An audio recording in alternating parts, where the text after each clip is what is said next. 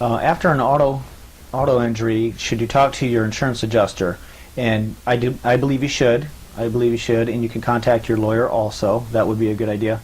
But ultimately, you should talk to that insurance adjuster. You don't want to have them shut that case down or have you sign that prematurely before your case is actually done. So that's what I would do in regards to an insurance auto adjuster. I would talk to them.